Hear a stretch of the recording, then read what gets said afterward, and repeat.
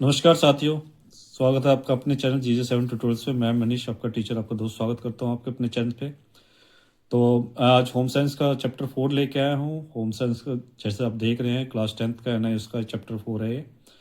तो सभी बच्चों का बहुत बहुत स्वागत है। तो चलिए हम सीधा चैप्टर स्टार्ट करते हैं, ज़्यादा समय व्यर्थ न करते हुए।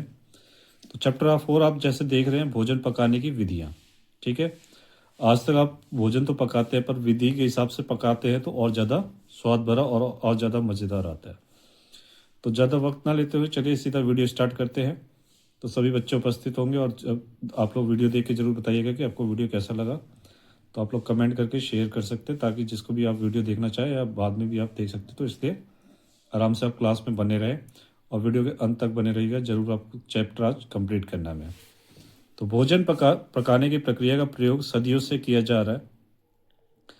क्या आप जानते हैं कि यदि यह आदि मानव केवल कच्चा खाना ही खाते थे? आपको पता होगा पहले हम क्या थे, आदि मानव थे। आदि मानव हमेशा कच्चा खाना खाते थे, क्योंकि हमारे पुरखे क्या थी, जब तक आग का भी आविष्कार नहीं हुआ था, अनाज भी नहीं होते थे, तो क्या होते थे कि जो भी हमारे पुरखे थी, जो भी हमारे आदि मानव, क्योंकि हम मानव का अभी प्रारूप है, तो उन्हीं का, तो वो लोग क्या करते थे, कच्चा खाते थे, चाहे मांस हो चाहे सब्जियां हो। एक बार एक मांस का एक टुकड़ा गलती से आग में गिरा और वह भुन गया। आदि मानव ने उसे भुने हुए मांस के टुकड़े को खाया और उसे वह स्वादिष्ट लगा। इस प्रकार पकाने की प्रक्रिया का प्रारंभ हुआ। ठीक है। तब से अब तक पकाने की इस प्रक्रिया में व्यापक परिवर्तन हो गया है। कि पहले क्या था, आग का टुकड़ा गिरा था, और आज आप जगह देखते हैं कि वैरायटी ऑफ फूड्स खाते हैं। अलग अलग प्रजाति, मतलब अलग अलग कम्युनिटी के लोग अलग अलग तरह की सब्जियां बनाते हैं, अलग तरह की चीज़ें खाते हैं। ठीक है। तो और सब अपने स्वाद अनुसार बनाते हैं, और कोई सब्जी का, कोई मांसाहार वाले मांस का प्रयोग करते हैं। तो आप विभिन्न प्रकार के व्यंजनों को सेवन करते हैं, जैसे रोटी, पूरी, पराठा, चावल, पुलाव, दालें, सब्जियां, सलाद, चटनी, अचार, दही, छाछ, फल आदि।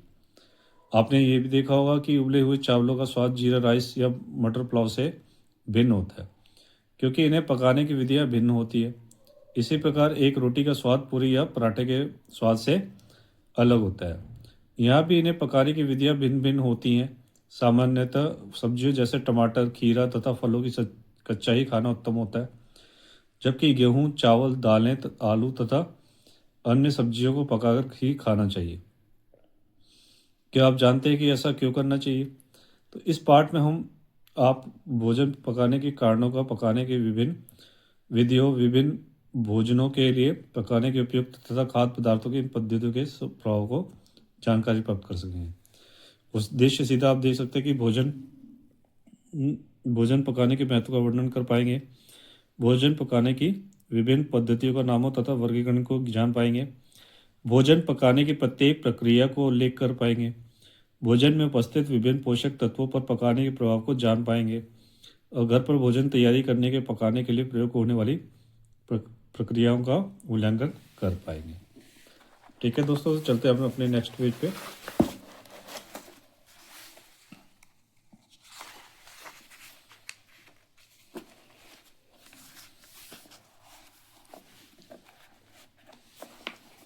यहाँ पे देखिए, आप पकाने की प्रक्रिया अपेक्षित परिवर्तनों को करने के लिए लोगों को मना पाएंगे, और भोजन के पोषक तत्वों तथा परिवार के सदस्यों के भोजन संबंधी पसंदों के बीच संतुलन के महत्व को सीख पाएंगे।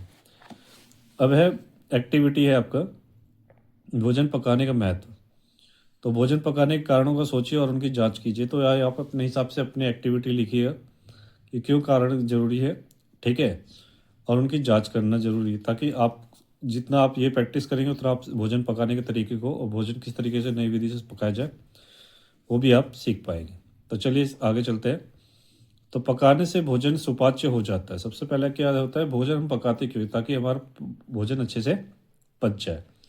जब हम भोजन को पकाया जाता है, तब वह यह मुलायम हो जाता है तथा उसे चबाना व निगलना आसान हो जाता है। देख, आप जैसे कच्चे मांस को बिना पकाए हुए खाएंगे तो वो खाया भी नहीं जाएगा, क्योंकि हमें स्वाद का भी आदत हो गई है, और बिना पकाए हुए भोजन हमने कभी बचपन से नहीं खाया।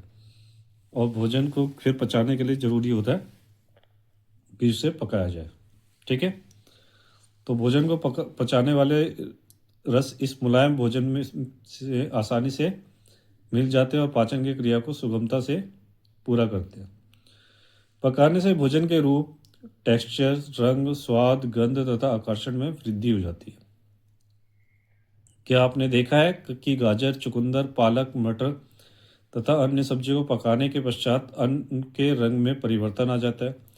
पकने के बाद ये अधिक चमकदार तथा आकर्षक दिखते हैं। तंदूरी रोटी या पराठे, रोस्टेड ब्रेड या बेक किए हुए केक का ब्राउन रंग अत्यंत आकर्षक होता है। जब हम रोटी या पराठा बनाते हैं तो गूंथे हुए आटे को नरम तथा चिपचिपा गोलियों किस प्रकार करारी रोटी या पराठे में बदल जाती है। उसकी खुशबू तथा स्वाद बड़े ही आकर्षक होते हैं। कच्चा आलू खाने से स्वादिष्ट नहीं होता है, ठीक है, किंतु उसे उबालने या तलने के पश्चात न केवल उसका स्वाद बदल जाता है बल्कि उसके रंग रूप में भी परिवर्तन हो जाता है, जो अत्यंत मोहक होता है। भोजन पकाते समय मसाले व खड़े मसालों की मिलाने से भोजन और अधिक स्वादिष्ट तथा आकर्षक हो जाता है। आपने देखा होगा कि किस प्रकार नमक, मिर्च तथा या जड़ी बूटियों के मिलाने से भोजन के स्वाद में परिवर्तन आ जाता है। आप देखते हो दोस्तों कि जब आप भोजन को बनाने जाते हो और जब आप मसाले उस पर डालते हो तो उसका बिल्कुल स्वाद बदल जाता है और वो भोजन को पकने में सहायता भी करता है। इस प्रकार पकाने में भोजन के रंग, स्वाद, स्वरूप आदि में सुधार होता है और इसलिए भोजन को पकाया जाना स्वीकार्य है।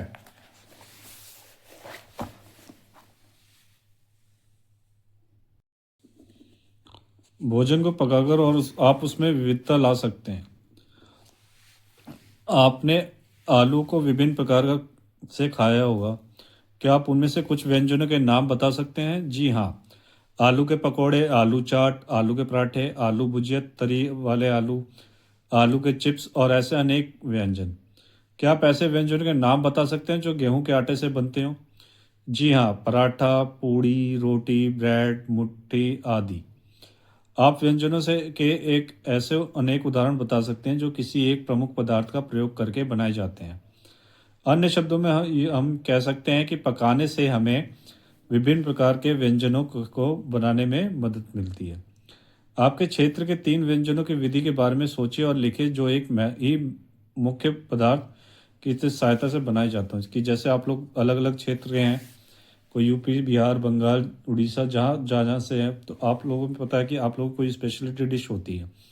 तो ऐसे वही कह रहा है कि 3 डिश का आप नाम लिखिए ताकि आपको समझ में आ सके कि हम लोगों का अंतर क्या है और आपको वाकई में ये एक्टिविटी करने में ज़्यादा मज़ा आएगा। फिर है, पकाने से भोजन लंबे समय तक खाने योग्य रहता है। क्या आप जानते हैं कि हम दूध क्यों उबालते हैं? यदि हम दूध को उबालेंगे नहीं तो वो जल्दी ही फट जाएगा। उबालने से इसको नष्ट करने वाले जीवाणु मर जाते हैं और इसे अधिक समय तक रखा जा सकता है। आपने देखा होगा कि गुथा हुआ आटा कुछ समय बाद खराब हो जाता है, किंतु उससे बनी रोटी या ब्रेड को लंबे समय तक खाने योग्य रखा जा सकता है। हमें पूर्ण विश्वास है कि आप ऐसे अनेक उदाहरण प्रस्तुत कर सकते हैं जहां पकाने के पश्चात उस खाद्य पदार्थ को उपभोज्य अवधि बढ़ जाती है। पकाने से भोजन सुरक्षित रहता है। कच्चे भोजन में सूक्ष्म जीवाणु होते हैं। कुछ सूक्ष्म जीवाणु हानिकारक नहीं होते, जबकि कुछ हानिकारक होते हैं। सूक्ष्म जीवाणु जो दूध को में वो दही में परिवर्तन करते हैं वे हानिकारक नहीं होते हैं, जबकि जो जीवाणु तपेदिक जैसे रोगों को जन्म देते हैं वे हानिकारक होते हैं। दूध में बैक्टीरिया होता है जिसके कारण तपेदिक होती है। ये जीवाणु दूध को उबालने या पास्त्रीकरण करने, पेस्चराइजेशन जिसको इंग्लिश में कहते हैं, से मर जाते हैं। इसलिए पास्त्रीकृत दूध को बिना उबाले वैसे ही पिया जा सकता है। इसके बाद पास्त्रीकरण होता क्या है? पास्त्रीकरण इस प्रक्रिया में दूध को उच्च तापमान पर गर्म किया जाता है और तत्पश्चात तीव्रता से ठंडा कर दिया जाता है। दूध में उपस्थित सूक्ष्म जीवाणु तापमान में अचानक होने वाले इस परिवर्तन को सह नहीं पाते और नष्ट हो जाते हैं। जो आपके घरों में पैकेट्स वाला दूध आता है वो इसी तरीके से उसको उबाल के रेडी करके रखा जाता है, इसलिए बोलते हैं कि आप उसको एज इट इज पी सकते हैं या कच्चा आप उसको पी सकते हैं। ठीक है, अब है आपका नेक्स्ट है आपका पशु उत्पादों जैसे मांस, मछली, अंडे तथा मुर्गी में हानिकारक सूक्ष्म जीवाणुओं की संभावना अधिक होती है और इसलिए उन्हें खाने से पूर्व अच्छी तरह से पका लेना चाहिए। बहरहाल, क्या आप जानते हैं कि गर्मियों के मौसम में भोजन के 2 घंटे के लिए कमरे में तापमान पर रखने से वह भोजन खाने योग्य नहीं रह जाता है। आप सही हैं, इसमें सूक्ष्म जीवाणु पुनः विकसित हो जाते हैं। गतिविधि मतलब आपका एक्टिविटी आ गया। एक्टिविटी क्या करना है कि पकाने के पश्चात निम्नलिखित खाद्य पदार्थों के रंग, स्वरूप तथा स्वाद में होने वाले परिवर्तनों को अवलोकन करें व उनकी सूची बनाएं। उन्हें पकाने की विधि को भी नोट करें। खाद्य पदार्थ है जैसे पालक है, चावल है, अरहर की तूर की दाल है, आलू है, अंडे है। रंग, स्वरूप या तथा स्वाद, पकाने से पूर्व, पकाने के पश्चात, पकाने की विधि। तो आप इसमें से कोई भी सी भी सब्जी जैसे आप बनाते तो पकाने से पूर्व आप क्या क्या करते हैं, पकाने के पश्चात क्या क्या होता है, स्वाद कैसा होता है, स्वरूप क्या होता है और पकाने की विधि, ये आप लिखेंगे तो आपको खुद ही इसका डिफरेंसेस पता चल जाएगा। ठीक है। अब है भोजन पकाने की विधियों का वर्गीकरण।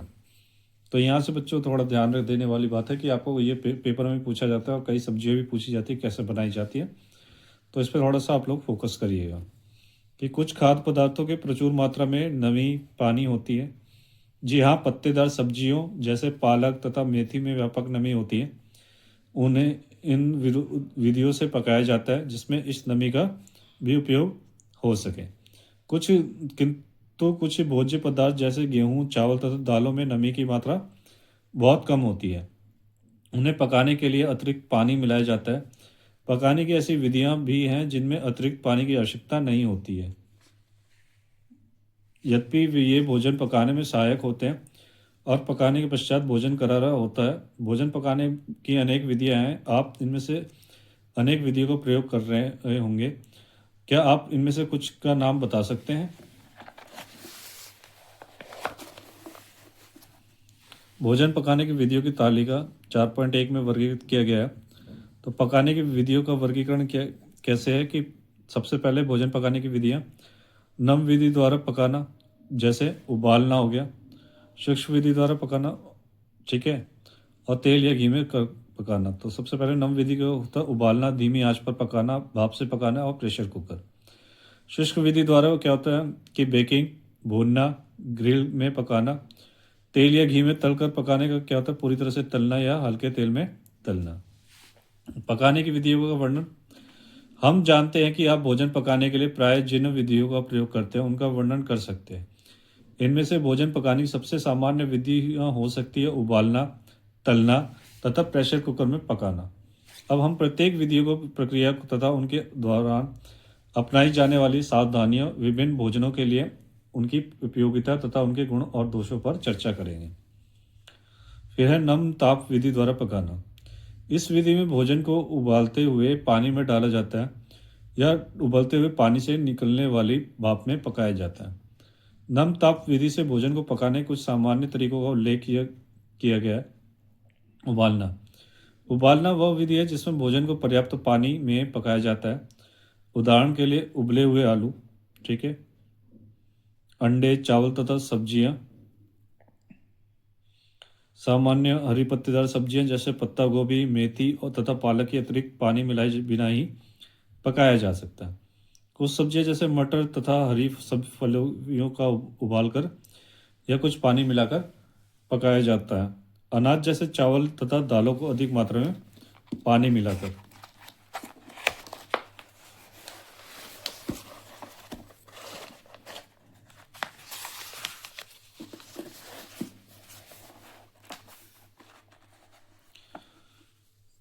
डेढ़ से 3 गुना पकाया जाता है। क्या आप जानते हैं कि ऐसा क्यों किया जाता है? जी हाँ, अनाज और दालों को पकाने के लिए अधिक पानी की आवश्यकता होती है जब क्योंकि ये शुष्क पदार्थ है और इन्हें पकाने के लिए अधिक समय लगता है। सब्जियों को पकाने के लिए कम पानी की आवश्यकता होती है क्योंकि इनमें पहले से ही अधिक पानी होती है। भोजन को उबालते समय ध्यान में रखी जाने वाली कुछ बातें निम्नलिखित हैं। जैसे उबालने से पूर्व भोज्य पदार्थ को अच्छी तरह से साफ कर लेना चाहिए। पानी इतना होना चाहिए कि वो भोज्य पदार्थ को पूरी तरह से ढक ले। भोजन को ऐसे बर्तन में पकाएं जिसका ढक्कन अच्छी तरह से बंद होता इस विधि से उबालते हुए पानी से भाप बाहर नहीं जाएगी और पानी सूखेगा नहीं। इससे भोजन तेजी से पकता है और इस प्रक्रिया से ईंधन की भी बचत होती है। भोजन को आवश्यकता से अधिक समय तक नहीं उबालना चाहिए। जैसे ही भोजन नरम तथा गुदगुदा हो जाए उसे आंच से उतार लेना चाहिए। यदि भोजन को अधिक समय तक उबाला जाता है तो उसका रंग, आकार और स्वाद नष्ट हो जाता है। इससे भोजन के पोषक गुण भी नष्ट हो जाते हैं। आलू तथा अन्य सब्जियों के अनेक छिलके साथ ही उबालना चाहिए ताकि उनके पोषक तत्व गुण विद्यमान रह सकें। भोजन में विद्यमान जल घुलनशील पोषक तत्व उस पानी में मिल जाते हैं जिसमें भोजन को उबाला जाता है। यदि आप उस पानी को फेंक देते हैं तो उसके पोषक तत्व भी उसके साथ चले जाते हैं। आप इस पानी से क्या कर सकते हैं? पोषक तत्वों से भरपूर इस पानी में आप सूप या अन्य सब्जियों की तरह तरी बना सकते हैं। लाभ क्या है? उबालना भोजन पकाने की एक सुरक्षित तथा साधारण विधि है और इसमें भोजन जलता भी नहीं है। यह विधि भारी मात्रा में भोजन को पकाने के लिए उपयुक्त है। उबला हुआ भोजन सुपाच्य भी होता है। हानि यह है कि उबालने की विधियों में उबाले गए पानी को फेंकने के साथ जल के घुलनशील पोषक तत्व भी नष्ट हो जाते हैं। कुछ लोगों को उबला हुआ भोजन पसंद नहीं आता क्योंकि यह वह अधिक स्वादिष्ट नहीं होता। उबले हुए भोजन में कुछ स्वाद लाने के लिए उसमें नींबू या कुछ मसाले डाले जा सकते हैं। आपने देखा होगा कि उबले हुए भोजन कई लोगों को पसंद नहीं आते। तो आइए सोचिए, कुछ भोज्य पदार्थों का व्यंजन में प्रयोग से पूर्व उबाला क्यों जाता है? आलू की तुलना में चने या राजमा को उबालने में अधिक समय क्यों लगता है?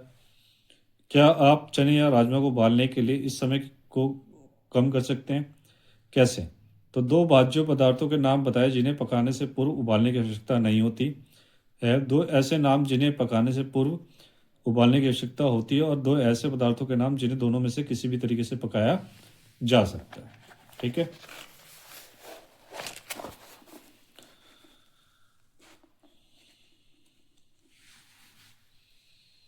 फिर है धीमी आंच पर पकाना या सिजाना। इस विधि में भोजन को पानी की कम मात्रा में उसके क्वथनांक बॉइलिंग पॉइंट जिसको कहते हैं से नीचे लंबे समय तक उबाला जाता है।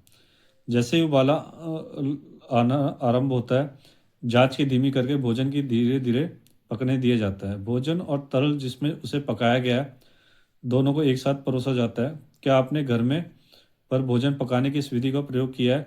जी हाँ, आप सही हैं। जब आप शुष्क तथा कठोर भोज्य पदार्थों जैसे दालें, मांस तथा यहाँ तक कि सब्जियों को भी शुष्क रूप से पकाते हैं तो आप इस विधि का प्रयोग करते हैं। लाभ क्या है? धीमी आंच पर पकाने से भोजन के रस यथावत बने रहते हैं और भोजन स्वादिष्ट होता है। इस विधि में भोजन के पोषक तत्व भी बच जाते हैं। हानियाँ: भोजन पकाने में लंबा समय लगता है। भाप द्वारा पकाना जिसको बोलते हैं स्टीमिंग। जब भोजन को गर्म पानी के भाप से पकाया जाता है तो उसे भाप द्वारा पकाना स्टीमिंग कहते हैं। जैसे आप लोग स्टीम मोमोज खाते हो, चावल हो गया, ठीक है। तो आप इस किस प्रकार भाप से भोजन पकाते हैं? जी हाँ, आप बर्तन में भोजन को इस प्रकार रखते हैं कि वह उबलते हुए पानी से निकालने वाले भाप से संपर्क में है। चित्र 4.2 यहाँ आप देख सकते हैं कि भाप द्वारा पकाया जाता है। यहाँ पे मछली रखी हुई है। जैसे स्टीम के द्वारा मोमोज बनाए जाते हैं वैसे ही मछली भी यहाँ पकाई जा रही है। इस चित्र में आप एक बड़ा बर्तन तथा उसका ढक्कन दिखाया जा गया है क्योंकि इसमें ढक्कन ढकने से क्या होता है, भाप जो पानी से भाप बनता है वो बाहर नहीं जाता और भाप के द्वारा ही ये खाना बनता है। तो इस ठीक है, दिखाया गया जो एक ही एक स्टीमर है। इसमें दो पात्र एक तथा कस के बंद होने वाले ढक्कन होता है और निचले पात्र में पानी भरा जाता है तथा ऊपर वाले पात्र में छेद होते हैं जिसमें पकाने के लिए भोजन रखा जाता है। एक कसकर बंद होने वाले ढक्कन से इस पात्र को बंद कर दिया जाता है। जब निचले पात्र में पानी उबलता है तो ऊपर वाले पात्र में बिन बने छेदों से आप निकलती है ऊपर वाले क्षेत्रों से भाप निकलती है तथा इस भाप से भोजन पकता है।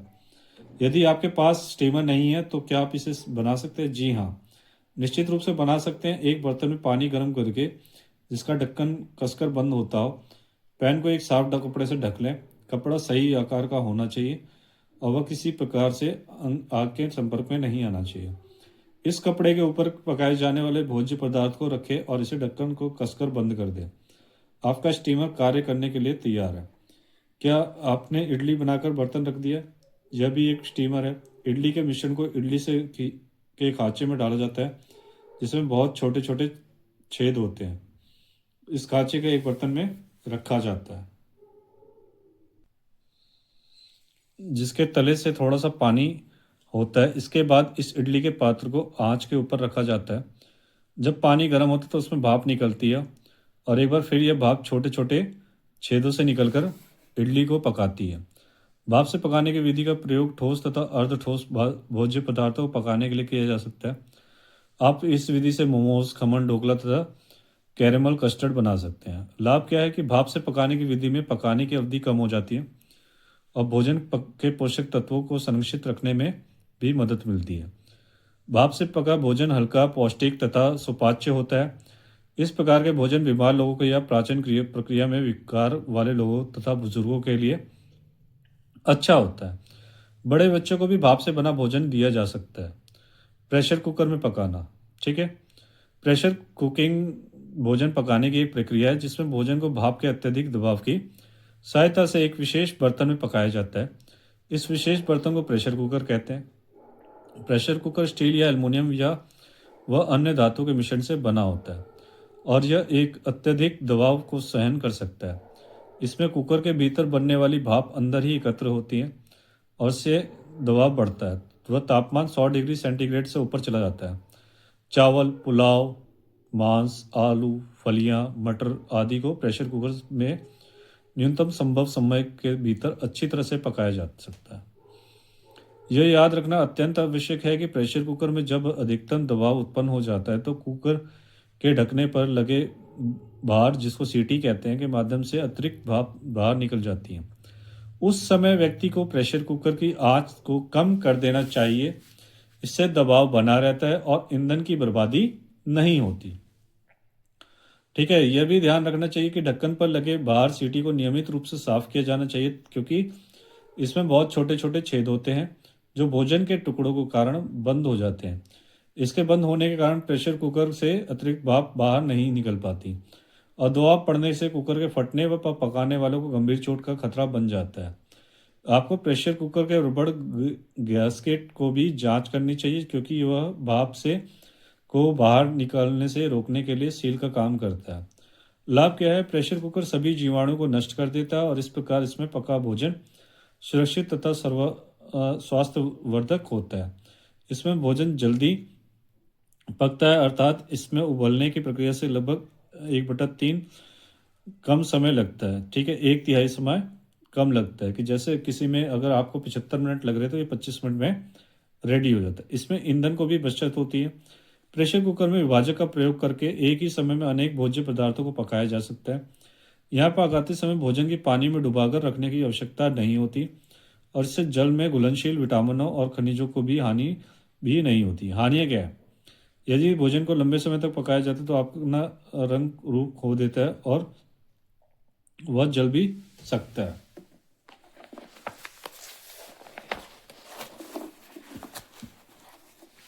यहाँ आप देख रहे हैं सामने गतिविधि दे रखी है प्रेशर कुकर की, कि आपके मित्र का परिवार व उबले हुए चावल और दाल को बहुत पसंद करते हैं। चावलों को अत्यधिक पानी में उबालना होता है तो अतिरिक्त पानी को फेंक दिया जाता है। क्या आप जानते हैं कि इस पानी को फेंक कर हम चावल में विद्यमान पानी में घुलनशील पोषक तत्वों को भी नष्ट कर देते हैं? इस आदत को बदलने को क्यों आवश्यक है? वह परिवार परिवर्तन से हानिकारक क्यों करता है? इस समस्या का समाधान किस प्रकार किया जा सकता है? ठीक है। तो ये एक्टिविटी आप कर सकते हैं घर पे।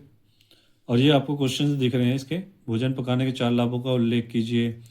नीचे प्रस्तुत परिस्थितियों के सर्वोत्तम विकल्प का चयन कीजिए। पकाने की वह विधि जिसे पकाए जाने वाले भोज्य पदार्थ पानी से संपर्क में नहीं आता। भाप से पकाना, उबालना, ये सब। ठीक है। कि पकाने की विधि को ठीक है। और जब सब्जियों को उबालने, तो ये क्वेश्चंस आए, आप इसको नोट डाउन कर लीजिएगा। इसका आंसर खुद करने की कोशिश करिएगा, नहीं तो मैं क्वेश्चन आंसर के सेक्शन में से इसको करवा दूंगा। अब आगे चलते हैं।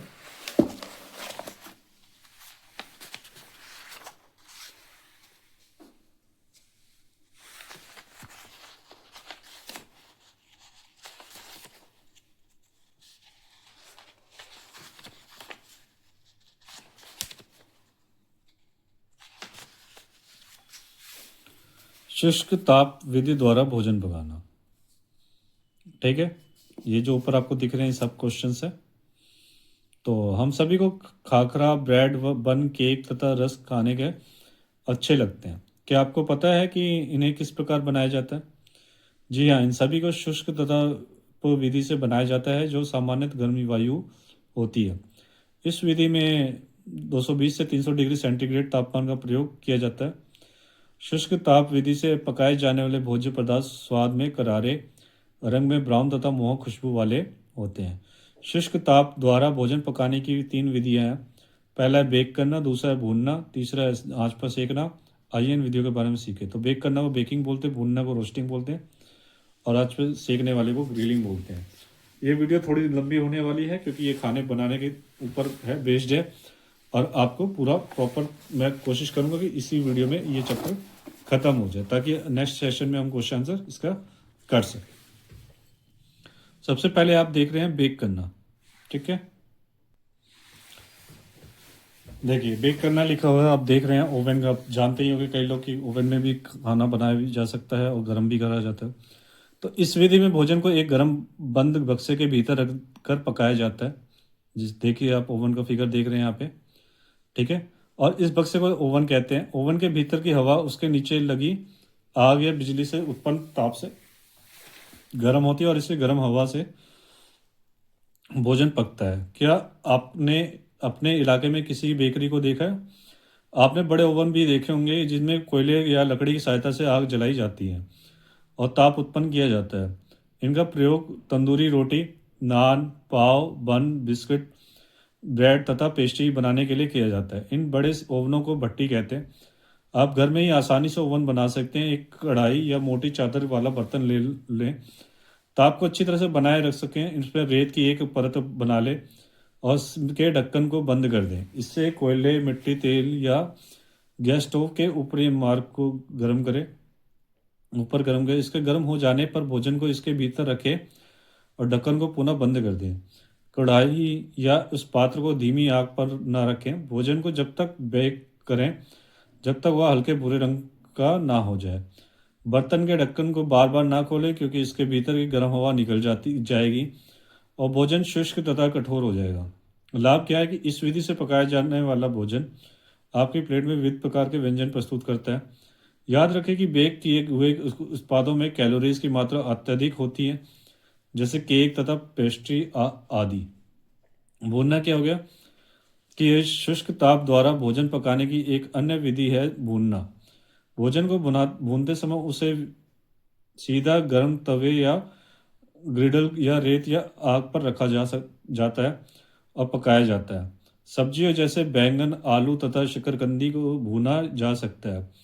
इस प्रकार मक्का और चने को भी भुना जा सकता है।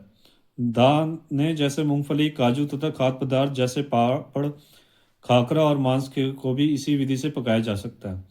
हम जानते हैं कि आपने भी इनमें से अनेक पदार्थों को भूना होगा। आप सामान्यतः घर पर किस भोज्य पदार्थ को भूनते हैं? उनमें से एक बैंगन तो अवश्य ही होगा।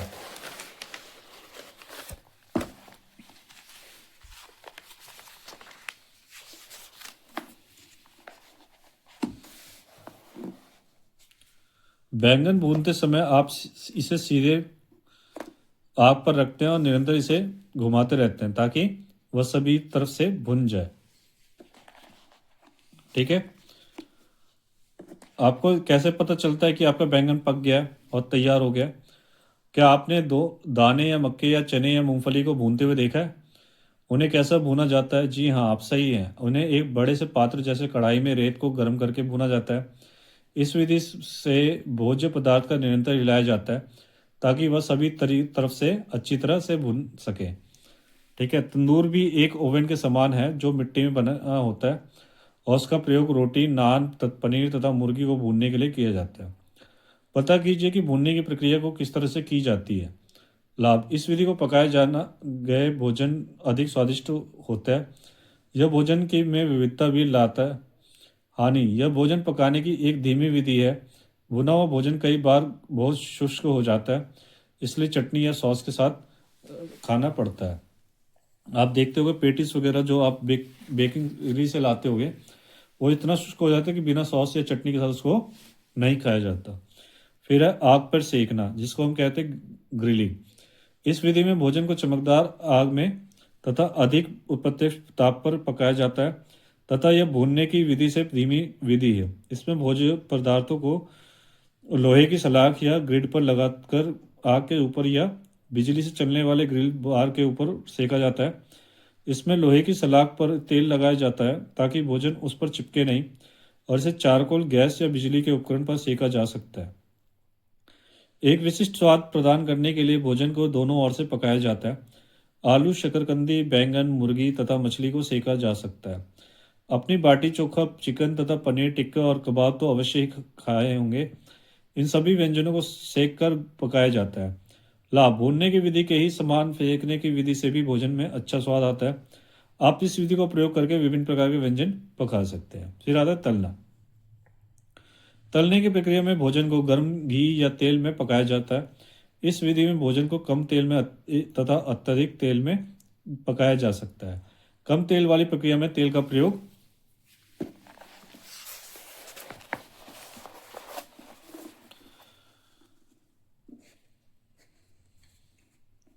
बहुत कम किया जाता है, जबकि अत्यधिक तेल वाली प्रक्रिया में भोज्य पदार्थ की पूरी तरह से गर्म घी या तेल में डुबाया जाता है। आपको इन दोनों विधियों को प्रयोग करके भोजन अवश्य पकाया है।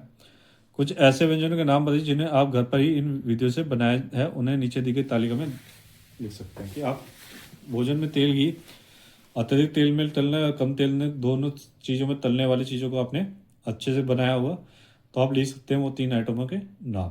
फिर है अत्यधिक तेल में तलना। उन अनेक भारतीय व्यंजनों को तलकर पकाया जाता है। इनमें से भजिया, पकौड़े, समोसे, बड़े और कचौड़ियाँ शामिल हैं। अत्यधिक तेल की विधि में कढ़ाई में अधिक मात्रा में तेल को गर्म किया जाता है और भोज्य पदार्थ से उस तेल में डुबाया जाता है। वह पदार्थ पूरी तरह से घी या तेल में डूबना चाहिए। एक समय पर भोज्य पदार्थ के एक से अधिक टुकड़ों को पकाया जाता है। हमें तेल या घी की अधिक मात्रा से बचना चाहिए। तलते समय घी या तेल का अत्यधिक गर्म नहीं करना चाहिए।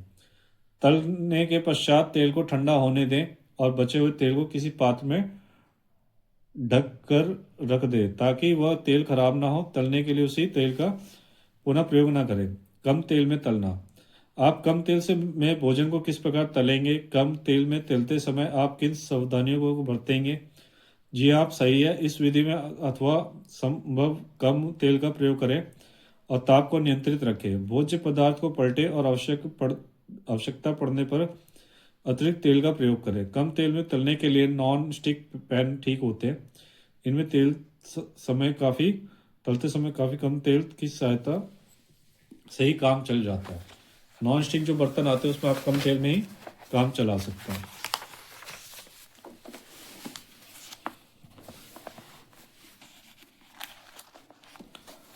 इसके बाद है भोजन के तलते समय रखी जाने वाली कुछ सावधानियां।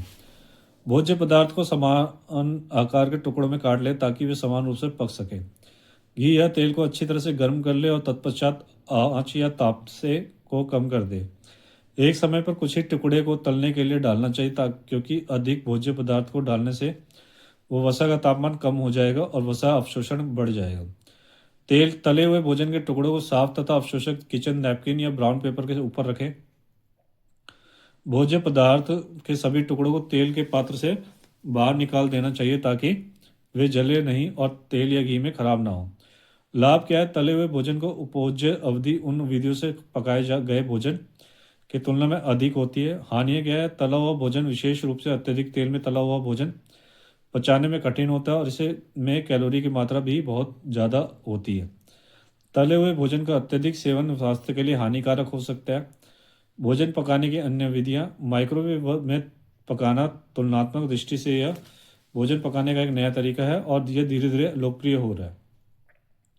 इस विधि में माइक्रोवेव किरणों के माध्यम से भोजन को पकाया जाता है। इन माइक्रोवेव की किरणों के कारण भोजन में उपस्थित पानी के कणों में तीव्रता के साथ कंपन होता है। इस प्रक्रिया में उत्पन्न ताप से भोजन पकता है। फिर लाभ। यह भोजन पकाने की एक तीव्र विधि है। पकाने की अन्य विधियों की तुलना में यहाँ भोजन पकाने के समय में व्यापक कमी आ जाती है। हानि क्या है? माइक्रोवेव का प्रयोग करने के लिए विद्युत ऊर्जा की आवश्यकता होती है। और इस प्रकार जिन स्थानों पर विद्युत की आपूर्ति नियमित रूप से नहीं होती है वहाँ इसका उपयोग नहीं होगा।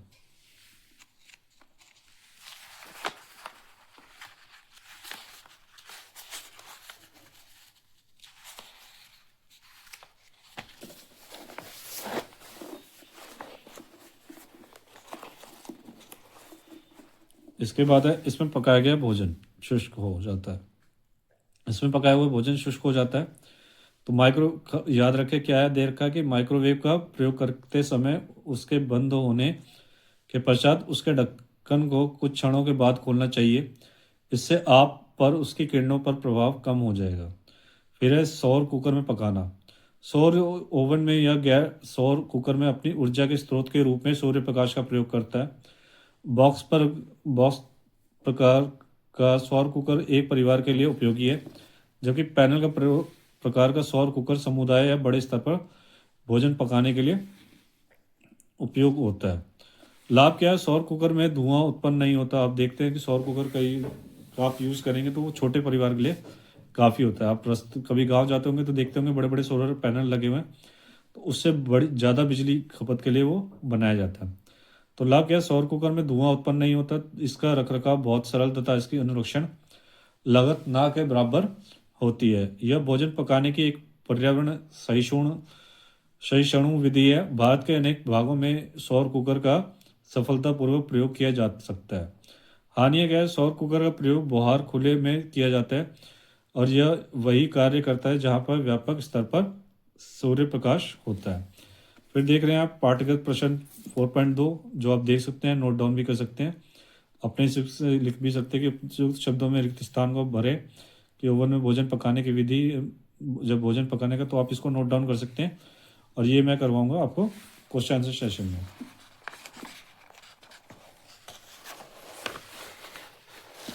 ठीक है, ये आप जिसको बच्चों को लिखना है, जिनके पास बुक्स नहीं है अवेलेबल, वो लोग नोट डाउन कर सकते हैं। ये आप लोगों को नोट डाउन करना है, ये क्वेश्चंस है। ठीक है, आप लोग स्क्रीनशॉट भी ले सकते हैं।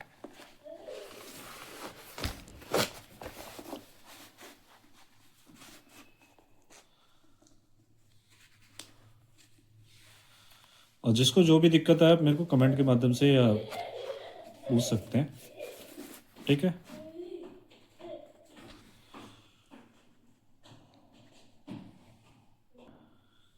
ठीक है, तो ये क्वेश्चन है, यहाँ तक क्वेश्चन आपके। अब है पकाते समय पोषक तत्वों तथा का नष्ट होना। पकाने की प्रक्रिया में भोजन अपने पोषक तत्वों को खो देता है। इन पोषक तत्वों के संरक्षण के लिए भोजन पकाने व उनके भंडारण के लिए यह सही विधियों का प्रयोग किया जाना चाहिए। आइए देखें कि पोषक तत्व किस प्रकार नष्ट होते हैं। Vitamin A. विटामिन ए जब वायु में विद्यमान ऑक्सीजन के संपर्क में आता है तो ऑक्सीकृत होकर नष्ट हो जाता है। उच्च तापमान पर खुले बर्तन में भोजन पकाने की से भोजन लंबे समय के लिए ऑक्सीजन के संपर्क में आता है और इससे विटामिन ए की मात्रा कम हो जाती है। आपने पहले पढ़ा है कि विटामिन ए वसा में घुलनशील विटामिन है। जब पालक या मेथी को अत्यधिक में तेल में तला जाता है तो यह वसा में विलयित हो जाता है। तलते समय तेल का तापमान 300 डिग्री तक पहुंच जाता है, जो तीव्रता से विटामिन ए को नष्ट करने लगता है। गाजर आलू की सब्जी बनाते समय उसे ढककर पकाना चाहिए ताकि उसमें विटामिन ए नष्ट ना हो जाए।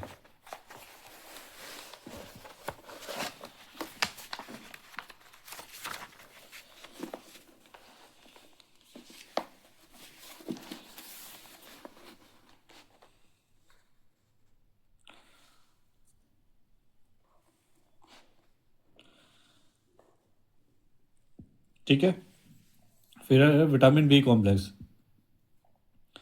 यह जल घुलनशील 8 विटामिनों का एक समूह है।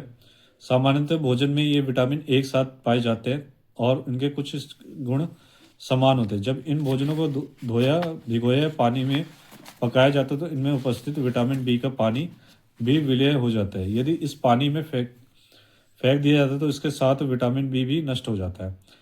हमारे आहार में चावल, दालें तथा कुछ सब्जियां विटामिन बी कॉम्प्लेक्स के मुख्य स्रोत हैं और इसलिए इन भोज्य पदार्थों को धोते, भिगोते या पकाते समय विशेष ध्यान रखना चाहिए। विटामिन बी कॉम्प्लेक्स के नष्ट होने का कारण यह भी है कि हम भोजन पकाते समय उसमें कुकिंग सोडा का प्रयोग करते हैं। इसलिए भोजन पकाते समय कुकिंग सोडा का प्रयोग नहीं करना चाहिए। दूसरा है दूध, रिबोफ्लेविन, जिसे इंग्लिश में रिबोफ्लेविन ही कहते हैं, जिसे विटामिन B2 भी कहते हैं, का अच्छा स्रोत है। और जब दूध सूर्य प्रकाश अल्ट्रावायलेट किरणें के संपर्क में आता है तो ये विटामिन नष्ट हो जाता है। भोजन में विटामिन बी की संरक्षित रखने के लिए सूर्य प्रकाश के संपर्क में बनना चाहिए। फिर है विटामिन सी। विटामिन सी एक अन्य जल घुलनशील विटामिन है जो ताप तथा ऑक्सीकरण के कारण आसानी से नष्ट हो जाता है। जब आप विटामिन से भरपूर सब्जियों या फलों को काटते हैं और उन्हें पकाने या खाने से पूर्व लंबे समय के लिए वायु के संपर्क में रहते हैं तथा उनमें उपस्थित अनेक विटामिन नष्ट हो जाते हैं। जब आप काटने के पश्चात फलों या सब्जियों को धोते हैं या उन्हें बहुत छोटे टुकड़ों में काटते हैं तो भी विटामिन सी नष्ट हो जाता है। जब विटामिन सी से भरपूर भोजन को लंबे समय के लिए या सोडा में पकाया जाता है तो इसका विटामिन सी नष्ट हो जाता है। यह विटामिन तब भी नष्ट हो जाता है जब उस पानी को फेंक दिया जाता है जिसमें इसे पकाया जा रहा है। इसलिए विटामिन सी युक्त सब्जियों और फलों को काटते, धोते तथा पकाते समय विशेष ध्यान रखना चाहिए। रसीले फलों व सब्जियों में प्रचुर मात्रा में विटामिन होते हैं और इन्हें संरक्षित रख सकते हैं। फिर है प्रोटीन। पकाने से भोजन में उपस्थित प्रोटीन नरम हो जाते हैं, जैसे अंडा, मछली, मानर मांस आदि। भोजन में उपस्थित सभी प्रोटीन पानी के चूस लेते हैं और ताप में जम जाते हैं। यदि इन जमे हुए प्रोटीनों को पुनः गर्म किया जाता है तो ये अपनी नमी खो देते हैं और इन्हें शुष्क व रबड़ जैसे हो जाते, इन्हें पचाना भी कठिन हो जाता है।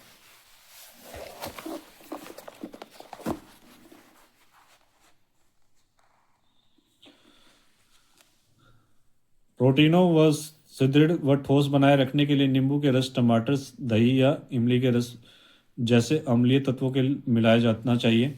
इन तत्वों को भोजन पकाने के अंतिम चरण में जाना चाहिए। जब प्रोटीन युक्त भोजन जैसे दूध, घी को चीनी के साथ खीर या रबड़ी बनाते समय लंबे समय तक पकाया जाता है तो चीनी और प्रोटीन प्रतिक्रियाओं के करके ब्राउन रंग के यौगिक का सृजन करते हैं और इससे प्रोटीन की गुणवत्ता कम हो जाती है। तेल तथा वसा। तेल तथा घी के प्रयोग भोजन पकाने के तथा उसे तलने के लिए किया जाता है। पकाने की प्रक्रिया के दौरान तेल के 300 डिग्री सेंटीग्रेड के तापमान का गर्म किया जाता सकता है। तलने के लिए तेल का पुनः प्रयोग करने का एक सामान्य प्रक्रिया है, किंतु इस प्रक्रिया का प्रयोग नहीं करना चाहिए क्योंकि जब तेल या घी को लंबे समय तक पकाया जाता है या पुनः प्रयोग किया जाता है तो इसकी गुणवत्ता कम हो जाती है। याद रखें कि पकाने के लिए बार बार समान तेल का प्रयोग नहीं किया जाना चाहिए। आपकी रसोई में प्रयोग होने वाले कुकिंग ऑयल को बदलते रहना चाहिए। आप किसी भी प्रकार के तेल का चयन कर सकते हैं, जैसे मूंगफली का तेल, वनस्पति का तेल, सूरजमुखी का तेल या सोयाबीन का तेल। आपने पहले पढ़ा है कि तलने के लिए घी या तेल का प्रयोग करने के पश्चात उसे ठंडा करके बंद बर्तन में संभाल कर रखना चाहिए। अब आते हैं खनिज। सोडियम तथा पोटेशियम जैसे खनिज पानी में घुल जाते हैं। जब भोज्य पदार्थों को पहले काटा और फिर धोया जाता है तो इसे अतिरिक्त पानी में फेंक दिया जाता है, जिससे उसे पकाया जाता है, उसे खनिज नष्ट हो जाते हैं। पकाने की प्रक्रिया के दौरान सब्जियों को फलों को काटने के से पहले धोना चाहिए। तो दोस्तों ये थे अब मिनरल्स, विटामिन, ठीक है, जो आप लोगों के लिए, हम लोगों के लिए बहुत ज़रूरी थे कि और किस चीज़ से हमें क्या मिलता है, हमने इसकी जानकारी देखी है। यहाँ आप देख सकते हैं पार्ट 4.3 के क्वेश्चन है। पकाए जाने वाले भोजन में विद्यमान पोषक तत्वों पर सोडा या कोई हानिक प्रभाव नहीं होता। तो आप लोग इसको नोट डाउन कर लीजिएगा ताकि जब मैं इसके सॉल्यूशंस कराऊंगा तो आपको इजी रहेगा। ठीक है, ये आपके बाकी क्वेश्चंस है, ऊपर आप देख रहे हैं यहाँ तक। ये नोट तो प्रत्येक प्रश्न के लिए एक से देता हूँ, यहाँ तक आपका क्वेश्चन आप नोट डाउन कर लीजिए, स्क्रीनशॉट भी ले सकते हैं। ठीक है, अब आगे चलते हैं। वो चलिए ठीक है, नेक्स्ट टॉपिक है हमारा पोषक तत्वों का संरक्षण। की पोषक तत्व हमने वो नहीं ले तो लिया, अब उसको संरक्षण कैसे करें। तो भोजन तैयार करने व पकाने की प्रक्रिया के दौरान पोषक तत्वों को सुरक्षित रखने की प्रक्रिया को पोषक तत्वों का संरक्षण कहते हैं। कुछ समान पद्धतियों का प्रयोग करके हम भोजन को पोषक तत्वों का संरक्षण कर सकते हैं। जैसे सब्जियों को काटने से पहले धोना चाहिए ताकि उनके खनिज तथा विटामिन नष्ट ना हो। भोज्य पदार्थों को आवश्यकता से अधिक नहीं धोना चाहिए। सब्जियों को छिलके निकालते समय ध्यान रखें कि छिलकों को जितना हो सके पतला छीले, क्योंकि इन नीचे ही विटामिन और खनिज होते हैं। सब्जियों का भोजन पकाने से ठीक पहले बड़े बड़े टुकड़ों में काटा जाना चाहिए, क्योंकि छोटे टुकड़ों में काटने से पोषक तत्वों की हानि होती है। यदि सब्जियों को पानी में पकाना है तो उन्हें उबालने हुए पानी में डालना चाहिए। फिर अब भोजन पकाने के लिए आवश्यक अनुसार ही पानी का प्रयोग करें। अतिरिक्त बचे पानी को फेंके नहीं। इस अतिरिक्त पानी का प्रयोग दूसरे भोज्य पदार्थ पकाने के लिए किया जा सकता है। भोजन पकाते समय खाने वाले सोडे का प्रयोग ना करें। भोजन पकाते समय इमली या नींबू के रस के प्रयोग से विटामिनों के संरक्षण में सहायता होती है। फिर चावल पकाते समय उतने ही पानी का प्रयोग करें जो पकाने की प्रक्रिया के दौरान अवशोषित हो जाए। फिर ऐसे बर्तन जो भोजन पकाने जिसका ढक्कन अच्छी तरह से बंद होता है। जब आप बिना ढक्कन ऐसे के भोजन पकाते तो इससे अधिकतर पोषक तत्व नष्ट हो जाते हैं। भोजन की आवश्यकता से अधिक नहीं पकाना चाहिए, क्योंकि इससे अधिकतर पोषक तत्व नष्ट हो जाते हैं। पोषक तत्वों के संरक्षण के लिए भोजन पकाने की उस विधि का प्रयोग करें जिसमें भोजन तीव्रता से बनता हो। अब देखें गतिविधि 14.2 दे रखी है। इसमें क्या है कि पार्ट 4 में हमने पढ़ा कि सामान्य पोषण संबंधी समस्याओं को भारत में बड़ी संख्या में लोगों के प्रभावित किया है। इन समस्याओं से सबसे सामान्य एनीमिया, लोह तत्व की कमी के कारण, गलघोटू, आयोडीन की कमी के कारण, रतौंधी, विटामिन ए की कमी के कारण, प्रबलीकरण, फोर्टिफिकेशन। ठीक है, फोर्टिफिकेशन वह तकनीक है जिसमें माध्यम से भोजन के विशेष पोषक तत्वों, इन्हें वाहक कहते हैं, को शामिल किया जाता है ताकि सामान्य रूप से देखे गए अभाव विकारों से निपटा जा सके। इसके एक उदाहरण है आयोडीन युक्त नमक। मुस्कुराते हुए सूर्य का चिन्ह आयोडाइन नमक का निशान है। इसी प्रकार ऐसे अनेक उत्पाद हैं जिन्हें विशिष्ट तत्वों, पोषक तत्वों से प्रबलीकृत किया गया है। आपने आसपास के क्षेत्र में किसी किराने की दुकान या किसी मॉल में जाए, वहाँ रखे हुए पकाने के तेल, गेहूं के आटे व बिस्कुट के पैकेट के पोषण संबंधी लेबल या ध्यानपूर्वक अध्ययन करें। इन वस्तुओं में समाविष्ट पोषक तत्वों को नोट करें और क्या उनमें विशेष चिन्ह बना हुआ है।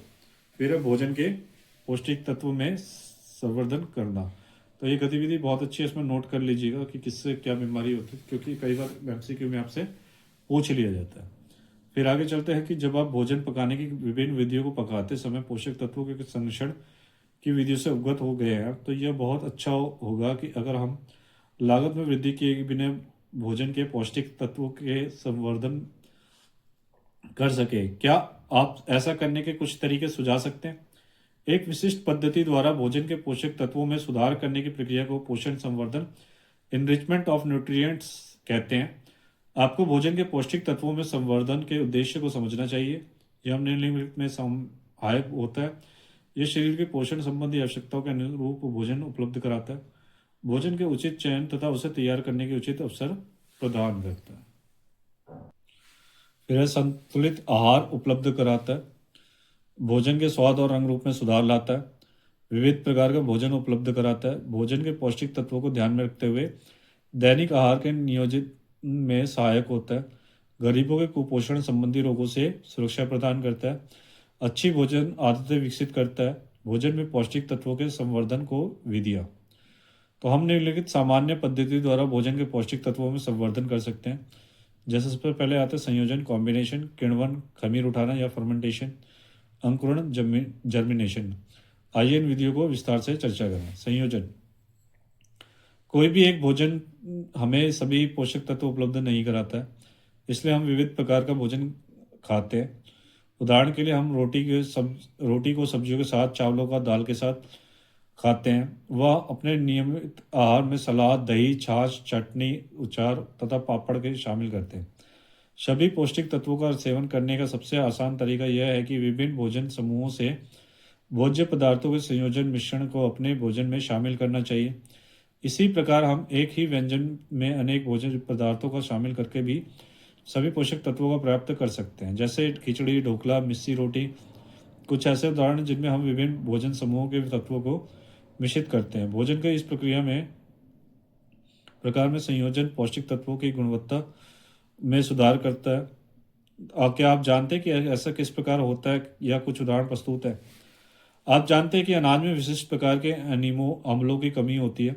और ये अम्ल दालों में विद्यमान होते हैं। जब हम चावल और दाल को मिलाते हैं तो इसमें प्रोटीन की गुणवत्ता उतनी ही अच्छी हो जाती है जितनी कि दूध में होती है। आदर्श रूप में देखें तो अनाज, चावल, गेहूं, ज्वार, बाजरा तथा मकई को दालों, फलों यो तथा तेली बीजों जैसे मूंगफली, तिल के बीजों तथा दूध के उत्पादों तथा के साथ मिश्रित किया जाना चाहिए ताकि हमें अपने आहार से प्रोटीन की अच्छी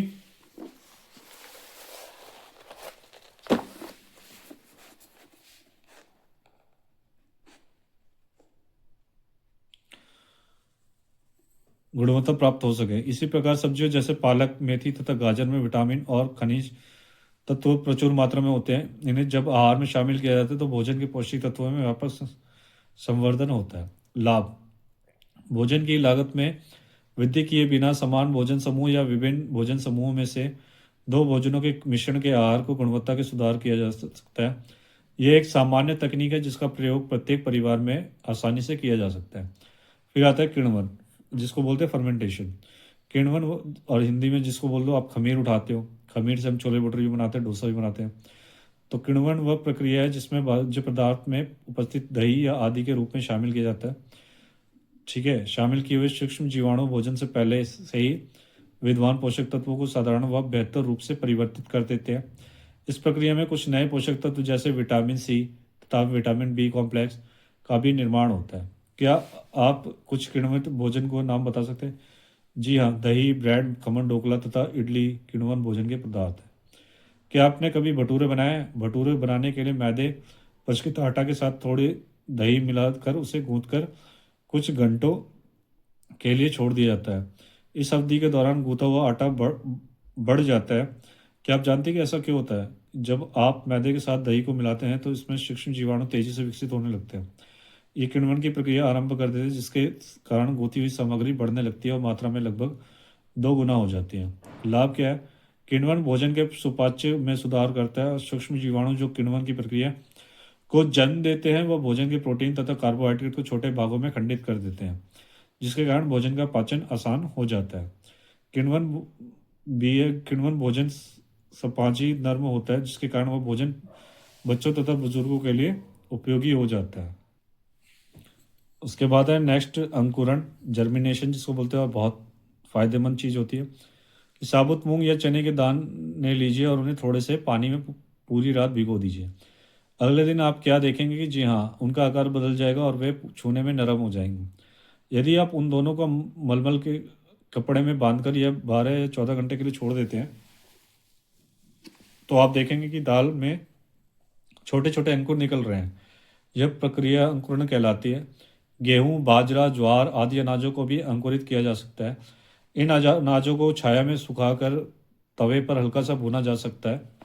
ठीक है, इन्हें पीसकर युवा, बच्चों और बुजुर्गों के लिए कई व्यंजनों में प्रयोग किया जा सकता है। इन्हें, ठीक है, मूंग, मटर, काले चने जैसी दालें भी अंकुरित की जाती है और इसके बाद इन्हें भाप में पकाया जाता है और नमक, मिर्च, नींबू का रस, चाट मसाला आदि डालकर खाया जाता है। प्रत्येक अनाज या दाल को अंकुरित करने में प्रयुक्त होने वाले समय व पानी की मात्रा भिन्न भिन्न है। सामान्य भगोने में 8 से 16 घंटे, अंकुरण में 12 से 24 घंटे का समय लगता है। जिसका कपड़े में भीगी हुई दाल बांधी जाती है उसे पूरे समय नम रखा जाना चाहिए। तो लाभ क्या है? यह भोजन की सुपाच्यता को बढ़ाता है कि आप अंकुरित जो भी हम भोजन खाते हैं वो हमारे भोजन पेट को सुपाच्य बनाता है, भोजन को सुपाच्य बनाता है, क्योंकि कुछ कार्बोहाइड्रेट या प्रोटीन छोटे छोटे टुकड़ों में विखंडित हो जाते हैं और भोजन को सुपाच्य बना देते हैं। फिर यह भोजन की लागत को बढ़ाए बिना उसके पोषक तत्वों को वृद्धि करता है। आपने ये पहले ही सीख लिया है कि ऐसे किस प्रकार किया जाता है। आप देख रहे हैं पार्ट 4.4, भोजन के पकाने के निम्नलिखित चरणों के सही क्रम में लगाए। भोजन पकाते समय कुछ समय से सब्जी धोएं, ढक्कन, तो ये आप देख लीजिए, नोट डाउन कर लीजिए। ठीक है, ये उसके आगे के प्रश्न उत्तर है। स्क्रीनशॉट ले लीजिएगा, नोट डाउन कर लीजिएगा। अब आगे चलते हैं। ये पाठगत प्रश्न उत्तर है कि जो भी आपने चैप्टर में पढ़ा उसके बेस पे आप खुद से देने की कोशिश करिएगा, नहीं तो मैं आपको क्वेश्चन आंसर के सेशन में ये सब करवा दूंगा। ठीक है। और जैसे कि आप देख रहे हैं कई उत्तर इसमें भी है, तो आप इसको भी नोट डाउन कर सकते हैं। ठीक है, तो आप लोग स्क्रीनशॉट ले लीजिए। यहाँ हम लोग का चौथा चैप्टर समाप्त हुआ। तो दोस्तों यहाँ पे हमारा चौथा चैप्टर समाप्त हुआ। उम्मीद है आपको वीडियो पसंद आई होगी। आपको वीडियो में कोई भी कमी है तो आप कमेंट कर सकते हैं, या वीडियो में आपको कोई भी डाउट हो या कुछ भी क्वेश्चन पूछना हो तो आप लोग मुझे कमेंट के माध्यम से जुड़ सकते हैं। आप लोग जो भी चैनल पे पहली बार आए हैं तो वो लाइक सब्सक्राइब और शेयर जरूर कर दीजिएगा। और जो ये चैप्टर पढ़ चुके हैं उनसे अनुरोध है कि अगर आपने पढ़ लिया है या जिनके पास बुक्स अवेलेबल नहीं है तो दोस्तों तक जरूर शेयर कर दें, ताकि उनके पास ये वीडियो के साथ साथ इनके पास बुक्स भी अवेलेबल हो जाएगी, ताकि ये नोट डाउन कर लेंगे और बुक की कमी भी नहीं खलेगी और आराम से पढ़ सकते। तो आप लोग लाइक सब्सक्राइब शेयर जरूर कर दीजिएगा। और जल्दी मैं इसके प्रश्न उत्तर भी करा दूंगा। उम्मीद है वीडियो आपको पसंद आएगा, और वीडियो पे अंत कर बने रहने के लिए धन्यवाद। कोई भी क्वेश्चन हो तो आप टेलीग्राम के माध्यम से, फेसबुक के माध्यम से, इंस्टाग्राम के माध्यम से कहीं से भी आप जुड़ सकते हैं। और आपको पीडीएफ चाहिए होगा तो आप टेलीग्राम से मेरे से ले सकते हैं। और मेरा व्हाट्सएप चैनल है GG7 ट्यूटोरियल के नाम से, तो आप लोग व्हाट्सएप चैनल भी ज्वाइन कर सकते हैं। मिलते हैं नेक्स्ट वीडियो में, और तब तक आप लोग इसको पढ़ते रहिए और बढ़ते रहिए। Thank you.